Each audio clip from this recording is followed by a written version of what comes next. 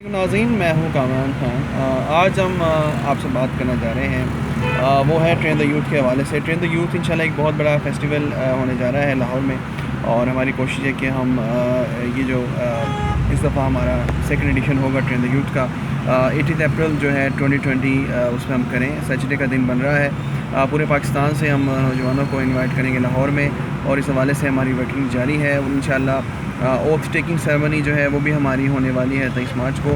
اور train the youth کے حوالے سے ہم یہ کہنا چاہ رہے ہیں کہ اس میں مختلف سیشنز ہوں گے، جس میں ہم ویمن لیڈرشپ پہ بات کریں گے، اسکلز فار جاب پہ بات کریں گے، اور اس کے علاوہ ہم مختلف سیشنز کریں گے جس میں سائیکولوجیکلی بہت سے نوجوانوں کو مسائل پیش آتے ہیں اپنی زندگی میں، اور مختلف ڈپریشنز ہوتے ہیں، ان سے وہ کیسے میٹ کر سکتے ہیں۔